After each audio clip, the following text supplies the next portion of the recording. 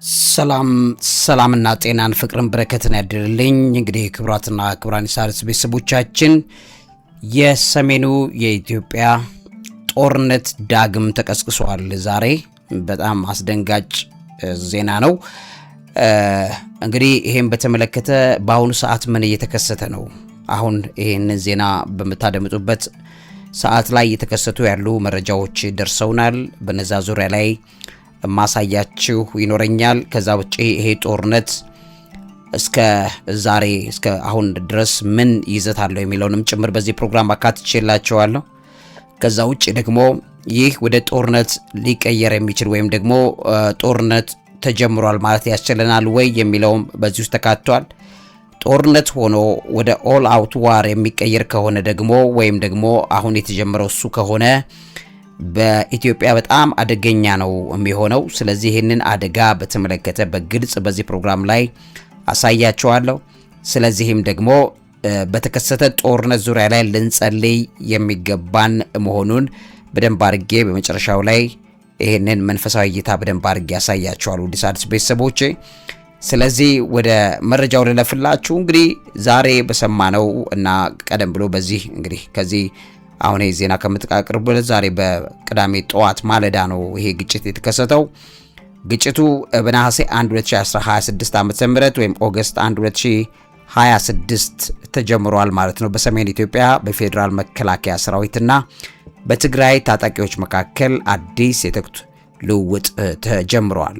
ይሄም መሰረት በማድረግ አጃንስ ፍራንስ ፕሬስ መረጃ ምንጩ የትግራይ ህዝብ ነጻነት ግንባር ወይም ህወሓት ከፍተኛ አመራር የሆኑትን አማኑኤል አሰፋን ይጠቅሱና እንግዲህ ግጭቱን መጀመሩን ለፈረንሳይ ዜና ወኪል በይፋ ማረጋገጣቸውን ጭምር ተሰምቷል። እና የውጊያው ቦታ በምዕራብ ትግራይ ዞን ከሱዳን ድንበር አቅራቢያ በምትገኘው ሸረሪና የተባለች ያለች እና በጣም ስትራቴጂካዊ አካባቢ ነው። በዛስ ቦታ ላይ የተቀሰቀሰው እንደ ከፍተኛው አመራር ገለጻ ውጊያው በአሁኑ ወቅት የቀጠለ እንደሆነ ይገልጸዋል። ሁለቱም ወገኖች በጣም ከባድ ባይዘዌ በጣም ከባድ የሆነ ጦር መሳሪያ ነው እየተጠቀሙ ያሉት። ሄቪ አርትለሪ የሚባሉትን በጣም ከባድ ድምጾች ናቸው የሚሰሙት። እንደውም በዚሁ አቅራቢያ ያሉ ከተሞችን ጭምር ማለት ነው ፍንዳታው በከፍተኛ ርቀት እየተሰማ መሆኑን፣ ጦርነቱን በጣም ከባድ የጦር መሳሪያን እንደተጠቀመ ነው መረጃው የሚያሳየው። እንግዲህ በሱዳንና በኢትዮጵያ ድንበር አካባቢ በጣም ወሳኝ በሆነች መቋረጫ መንገድ ላይ ነው ይሄ ጦርነቱ የተጀመረው። ስለዚህም ያንን ቦታ የመቆጣጠር ፍላጎት ያለው አካል ጀምሮታል የሚል ነው ትንተናዎች እየተሰጡ ያሉት። ይሄም መሰረት በማድረግ ደግሞ በተለይም አርሚ 70 የሚባለውን የትግራይ ኃይሎችን በተለይ በሱዳን አቅጣጫ ወደ ኢትዮጵያ አቅጣጫ የገፉ ወይም ደግሞ የያዙት የወታደራዊ እቅድ ነው የሚል ግልጽ የሆነ ነገር ነው እየተነገረ ያለው።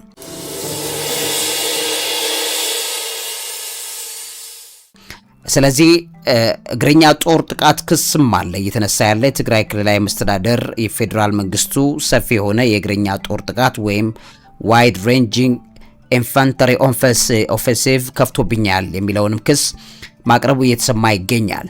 የኢትዮጵያ መከላከያ ሰራዊት ቃል አቀባይ እስካሁን ድረስ ለሚዲያ የሰጡት ምንም አይነት ምላሽ የለም። ከዚህ ጋር በተያያዘ እንግዲህ ሚሊተሪ ኢንሰርክልመንት እና ሞቢላይዜሽን ወይም ደግሞ የወታደራዊ ዝግጅትና ከበባ የሚባሉት ነገሮች ከፍተኛውን ቦታ ይይዛሉ። የጦር ኃይሎች መከማቸት ከሰሞኑም የተሰማ የነበረ ነገር ነው።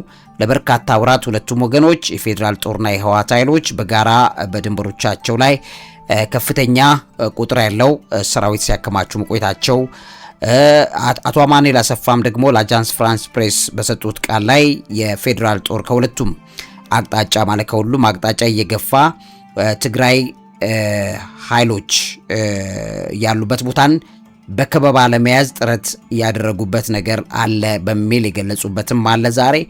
ከዛ ውጪ የትግራይ ያሉ ታጣቂዎች የፌዴራል መንግስት ድሮኖችን ለመከላከል ውጊያ ለመጀመር የክረምቱን የዝናብ ወቅት ሲጠብቁ እንደነበርም ነው የፈረንሳይ ወደ ፍራንስ 24 ዘገባ የሚያመላክተው። ከዚህ አጠቃላይ ውጊያ በፊት እንግዲህ በኖቬምበር 2025 እና በጃንዋሪ 2026 በተከታታይ መልኩ አነስተኛ የተኩስ ልውውጦች በየቦታው ተከስተዋል። እንደምታስታውሱትም ከግጭቱ መባባስ ጋር ተያይዞ የኢትዮጵያ አየር መንገድ ወደ ትግራይ ክልል የሚያደርጋቸውን በረራዎች በኦፕሬሽን ምክንያት ለጊዜው አቋርጦ እንደነበረ ይታወሳል። ከዚህ ጋር በተያያዘ እንግዲህ የፖለቲካ ውጥረት፣ የሰላም ስምምነቱ መናጋት ወይም ፖለቲካል ኤንድ ፒስ አኮርድ ክራይሲስ የሚባለው ከዚህ ጋር ተያይዞ የሚነሳ ነው የሚሆነው። የፕሪቶሪያው ስምምነት መጣስ ክስ አንደኛው ነው። የቀድሞ የህወሓት ቃል አቀባይ ጌታቸው ረዳ ህወሓት እንደ አውሮፓውያን ዘመን አቆጣጠር በ2022 የተፈረመውን የፕሪቶሪያ የሰላም ስምምነት በግልጽ ጥሷል የሚል ክስ ማቅረባቸው ይዘገባል። ክልላዊ ፓርላማ ከዛ በኋላ መልሶ ማዋቀር ላይ በተመለከተ ህወሓት የፌዴራል መንግስት እገዳ ጥሎብኛል ብሎ ባለበት ወቅት ላይ የነበረውን ሁኔታ ባለፈው ሚያዝያ ወር የክልሉን ምክር ቤት ወይም ፓርላማ መልሶ ማዋቀሩ ለሰላም ስምምነቱ ትልቅ ማነቆ ሆኗል። ከዛም የፌዴራል ባለስልጣናት ህወሓት ከጎረቤት ኤርትራና ሱዳን ጋር የጸረ ኢትዮጵያ ጥምረት ወይም ደግሞ የጽምዶ ጥምረት እየፈጠረ ነው ሲሉ ክስ መነሳቱ ይታወቃል። ህወሓት ግን ይህን ሙሉ ለሙሉ ያስተባብለው ቆይቷል ረጅም ጊዜ። ግን አሁን ግልጽ ማውጣት ተችሏል ወይም ችሏል። የህዝባዊ ወያኔ ሓርነት ትግራይ ወይም ህወሓት ጠቅላይ ሚኒስትሩም አብይ አህመድ በ2018 ወደ ስልጣን ከመምጣታቸው በፊት እንደሚታወቀው ለ30 ዓመታት የሀገሪቱን ፖለቲካ በበላይነት የመራ አካል ነው።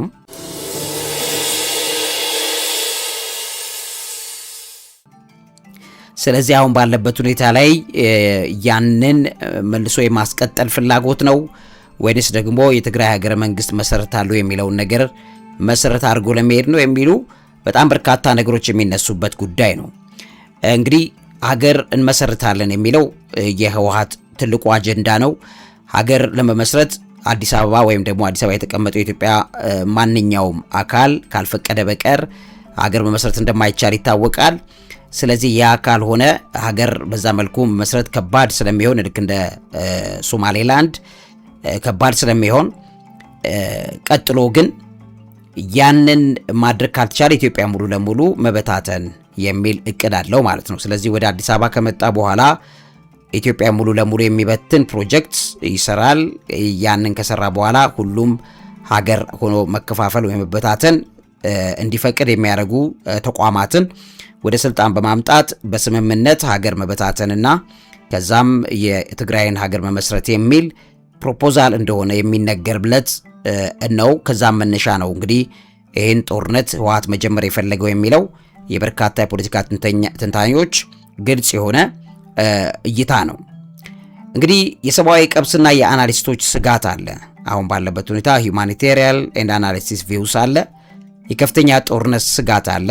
የኦስሎ ኒው ዩኒቨርሲቲ ኮሌጅ የቀጠናው ስፔሻሊስት የሆኑት ኬጄቲን ትሮንቮልድ የሚባሉ ሰው አሉ እና ሁኔታውን ሲገልጹት ግልጽ የሆነ ወታደራዊ መባባስና በሰሜን ኢትዮጵያ የታየ እጅግ የከረረ ግጭት ነው ብለው ዛሬ ገልጸውታል። የዛሬውን ግጭት ፕሮፌሰር ትሮንቮል ሲናገሩ ምንድነው የሚሉት? ይሄ ጥቃት ወደ ሰፊ ወታደራዊ ዘመቻ መጀመሪያ የሚወስድ ነው ተብሎ እንደሚያምኑ ወይም ደግሞ ትግራይን ለማስፈራራትና ወደ ከፋ ግጭት እንዳይገባ ለመግታት የታለመ የኃይል ማሳያ ሊሆን ይችላል በሚል መግለጻቸውም እየተጠቆመ ይገኛል። ዛሬ እንግዲህ አዲስ በተቀሰቀሰው ውጥረት ምክንያት በመቶዎች የሚቆጠሩ የትግራይ ነዋሪዎች ዳግም ጦርነት ፍራቻ ቀያቸውን የለቀቁ ወደ አዲስ አበባና ሌሎች አካባቢዎች የተሰደዱበት የቅርብ ጊዜ ትዝታ አሁንም ዛሬም ቀጥሏል።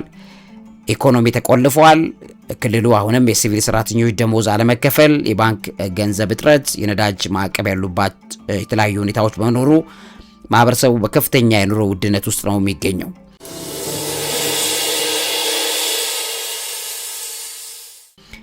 እስከ እንደ አውሮፓውያን ዘመን አቆጣጠር 2020 እና 22 ባለው ጊዜ እንግዲህ ምን ያህል ደም አፋሳሽ የሁለት ዓመት የትግራይ ጦርነት ነው። ይሄ እንግዲህ አሁን በብዙ መልኩ እንዳይደገም ከፍተኛ ስጋት እንዳለ እየተገለጸ ያለው። ስለዚህ አሁን ባለበት ሁኔታ ጦርነት ተቀስቅሷል ማለት ይቻላል ወይ የሚለውን ዛሬ በጣም በርካታ ዓለም አቀፍ ሚዲያዎች እንደገና ዓለም አቀፍ ተንታኞች የሚሉትን ባጭሩ ባሳያችሁ ጥሩ ነው የሚሆነው።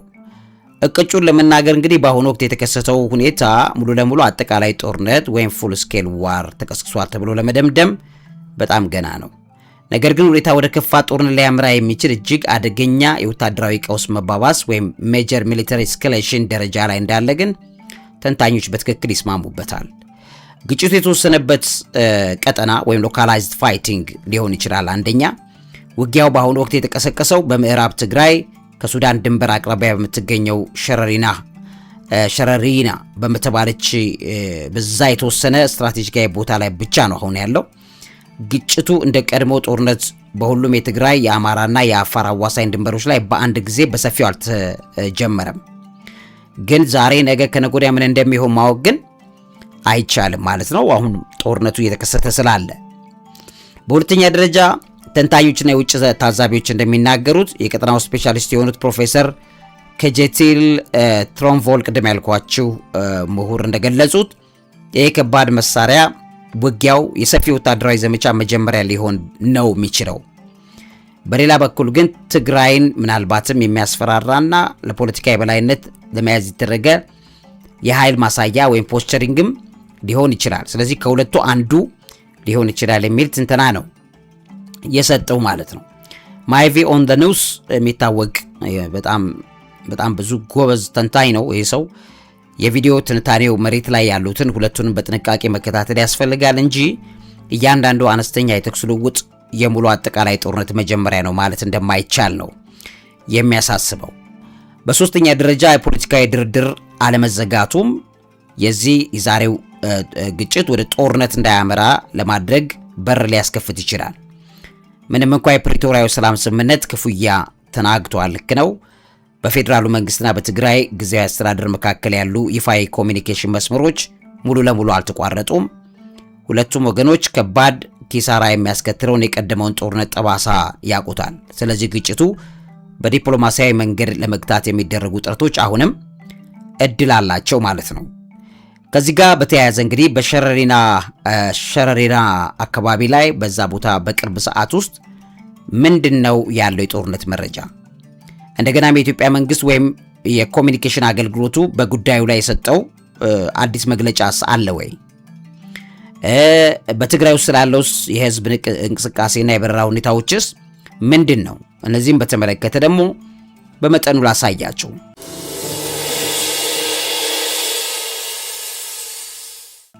እንግዲህ ሸረሪና በዛ አካባቢ ላይ ያለው ውጊያ ዛሬ ቅዳሜ ነሐሴ 1 2026 በፈረንጆቹ አቆጣጠር ማለዳ ላይ ነው። በሱዳን በዚሁ በኩል ድንበር ተሻግሮ የሚንቀሳቀሰው ክፍለ ጦር 70 ወይም አርሚ 70 የተባለው የትግራይ ኃይል ክፍልና የድንበር ላይ የነበሩት የኢፌዴሪ መከላከያ ሰራዊት አባላት ላይ ነው ግጭቱ የተጀመረው። ግጭቱ ቀለል ያለ የተኩስ ልውውጥ ሳይሆን ሁለቱም ወገኖች በጣም ከባድ መሳሪያዎችን ወይ ሄቪ አርትለሪ ወይ ሜካናይዝድ ክፍሎችንና ድሮኖችን ነው የተጠቀሙት። ስለዚህ የኢትዮጵያ ኦብዘርቨር የተባለው ሚዲያ በዚህ ዙሪያ ላይ የዘገበውን ነገር በግልጽ ማየት ይችላላችሁ። እንግዲህ የትግራይ መስተዳድር ክስ አለ። ይሄው ጊዜያዊ መስተዳድር በዛሬው ዕለት በይፋ ያወጣው መግለጫ የኢትዮጵያ መንግስት በትግራይ ህዝብ ላይ ሲያካሂድ የነበረውን ከበባና የድሮን ጥቃት አጠናክሮ በምዕራብ ትግራይ ግልጽ ጦርነት ከፍቶብኛል የሚል ክስ ይዞ ቀርቧል። የኢትዮጵያ መንግስት ኮሚኒኬሽን አገልግሎት ወይም መከላከያ ሰራዊት ቃል አቀባይ ለዚሁ ለዜና ወኪል ወይም ለአጃንስ ፍራንስ ፕሬስ የሰጠው ይፋዊ ምላሽ ወይም መግለጫ የለም። ትናንት የወጣ አንድ የኢትዮጵያ ፕሬስ ድርጅት ወይም ኢኤንኤ ዘገባ አልነበርና ያ እንደሚያሳየው መንግስት ህወሓት በህገወጥ መንገድ ህዝብን የማንቀሳቀስና የጦርነት ፕሮፓጋንዳ የመስበክ ዘመቻ እያደረገ ነው ሲል ክስ ያቀርባል። ከዚህ ጋር በተያያዘ እንግዲህ የበረራ ሁኔታዎች ምናልባት ሊስተጓጉሉ ይችላሉ ወይ የሚለው ያን እንደሚያሳየው ወደ መቀሌ፣ ሽሬ፣ አክሱም የሚደረጉ መደበኛ የንግድ በረራዎች በሲስተም ደረጃ ለቀጣዮቹ ቀናት ክፍት ሆነው ይታያሉ። ሆኖም ግን በመሬት ላይ ካለው የጸጥታ ስጋት መባባስ ጋር ተያይዞ በረራዎች በማንኛውም ሰዓት ሊስተጓጉሉ የሚችሉበት ክፍት እድል አለ። በጣም ከፍተኛ እድል አለው። በክልሉ ዋና ከተማ መቀሌና በአካባቢው የሚገኙ ነዋሪዎችም ዳግም ጦርነት እንዳይቀሰቀስ በመስጋት ወደ ባንኮች ሄደው ገንዘብ በከፍተኛ ሁኔታ የማውጣት እንቅስቃሴ እያደረጉ መሆኑን ተሰምቷል። ወደ አዲስ አበባ የሚወሰዱ የየብስ ትራንስፖርቶች፣ ባሶች አሁንም እየሰሩ ነው።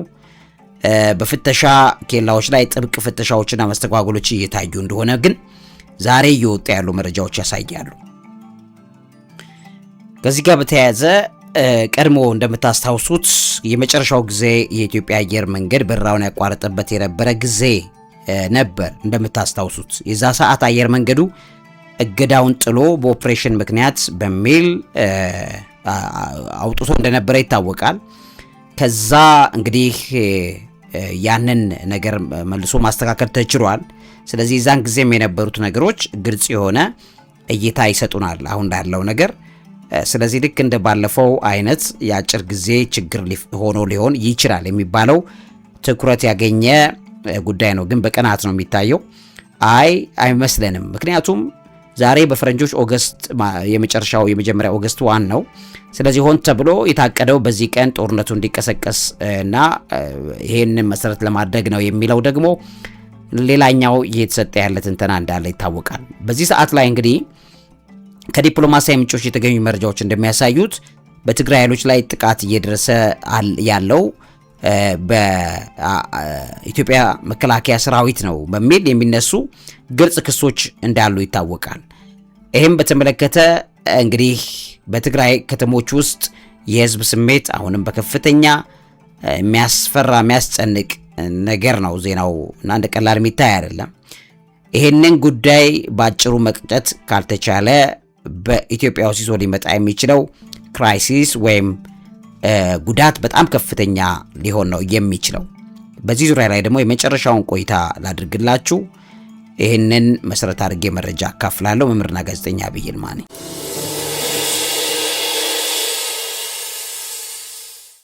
እንግዲህ ውድ ቤተሰቦቼ ይሄ በአሁኑ ወቅት ኢትዮጵያ ካለችበት በጣም ደካማ የኢኮኖሚና የፖለቲካ ሁኔታ አንጻር አዲስ አጠቃላይ ጦርነት ሊከሰት ከቻለ በጣም አደገኛ ነገሮች ይዞ ይመጣል። አንደኛ ፍጹም የኢኮኖሚ መደርመስ ወይም ቶታል ኢኮኖሚክ ኮላፕስ ይመጣል። የብር ዋጋ መርከስ፣ የዋጋ ግሽበት፣ ሀገሪቱ በቅርቡ የወሰደችው የገንዘብ ሪፎርም አለ። የብር ምንዛሬ ተመንን በገበያ መተው፣ ያንን ተከትሎ የኑሮ ውድነቱ አስቀድሞም ጣሪያ ነክቷል። ሙሉ ጦርነት ከተጀመረ የብር ዋጋ ፍጹም ቁልቁል ይፈጠፈጣል። የዕለት ተዕለት ሸቀጦች ዋጋም በተራው ማህበረሰብ ላይ እጅግ በጣም የሚዘገንን ደረጃ ላይ ሊደርስ ይችላል። ለመሰረተ ልማት፣ ለትምህርት፣ ለጤና መዋል ያለበት የሀገር ውስጥ ገቢ ሙሉ ለሙሉ ለጦርነት መሳሪያ መግዣ፣ ለጦርነት ማስፈጸሚያ ዲፌንስ በጀት ይዞራል። በሀገሪቱ የቀሩ ጥቂት ከውጭ ኩባንያዎችና ፋብሪካዎች ስራቸውን አቁመው የሚወጡ ይሆናሉ ማለት ነው። ጦርነት ሆኖ የሚቀጥል ከሆነ አዳዲስ ኢንቨስተሮችም ወደ ኢትዮጵያ ዝር አይሉም። በጣም አደገኛ ደረጃ ይዞ ይመጣል። ሌላኛው ሰብአዊ ቀውስና የረሃብ አደጋ ነው። ሁማኒቴሪያን ካታስትሮፊ ያመጣል። በአሁኑ ወቅት እንግዲህ በሚሊዮን የሚቆጠሩ ዜጎች በተለይም በትግራይና አማራ ክልሎች በድርቅና በጦርነት ጠባሳ ምክንያት በዓለም አቀፍ እርዳታ ላይ ጥገኞች ናቸው። ጦርነት መንገዶችን ስለሚዘጋ እርዳታ ማድረስ የማይቻል ሆኖ የረሃብና የረገፈ በረሃብ የሚጎዳ አደጋ ይዞ ሊመጣ የሚችልበት ነገር ከፍተኛ ነው የሚሆነው። ባለፉት ጦርነቶች ተፈናቅለው ገና መቋሚያ መጠለያ ያላገኙ በሚሊዮን የሚቆጠሩ ዜጎች ያሉባት ሀገር ናት። አዲስ በሚሊዮን የሚቆጠሩ ተጨማሪ ስደተኞችና ተፈናቃኞች ይፈጠራሉ ማለት ነው። ሶስተኛው የሀገር መበታተን ስጋት ነው። ሪስክ ኦፍ ስቴት ፍራግሜንቴሽን ይሆናል ማለት ነው። ሁለገብ ግንባር መፍጠር ይመጣል። መከላከያ ሰራዊቱ በትግራይ ግንባር ላይ ሲጠመድ፣ በአማራ ክልል ያለ የፋኖ ፍልሚያ፣ በኦሮሚያ እንደ ኦነግ ሸኔ ያሉ አካላት ወታደራዊ እንቅስቃሴ ይበልጥ ሊበረታ ይችላል። ይሄ ኃይልን ስለሚበታትን መንግስት ሙሉ ለሙሉ መቆጣጠር እንዳይችል ሊያደርግ ከቻለ፣ መካከለኛው መንግስት ቢደረመስ ከሆነ እንግዲህ እነዚህ ጉዳዮች መጨረሻ ላይ ሀገሪቱን ወደሚበታተናት ደረጃ ይዞ ይመጣል። አራተኛ እንግዲህ ዓለም አቀፍ ማዕቀፍና መገለል ነው። ኢንተርናሽናል ሳንክሽንስ ይመጣሉ። የዓለም ባንክ እና የዓለም አቀፍ የገንዘብ ድርጅት IMF ለኢትዮጵያ የኢኮኖሚ ማሻሻያ ሊሰጡ የተስማሙበት የቢሊዮን ዶላር ብድርና እርዳታ ወዲያውኑ ይቋርጣል። አሜሪካና አውሮፓ ህብረት በኢትዮጵያ ባለስልጣናት ተቋማት ላይም ጠንካራ ኢኮኖሚና የቪዛ ማዕቀቦች ሊጥሉ ይችላሉ። ተቃዋሚ ኃይሎች ወደ አዲስ አበባ ከመጡ እርስ በርስ ደግሞ ጦርነት የማይስማሙበት ነገር ከተፈጠረ ሌላ ጦርነት ኢትዮጵያ ወደ ሌላ ግጭት ውስጥ ትገባለች። ያም ሄዶ ሀገሪቱን ወደ መበተን ያመጣታል የሚል ከፍተኛ ስጋት ከፖለቲካ ተንታኞች እየቀረበ መሆኑን እንድናስተውል ያስፈልጋል።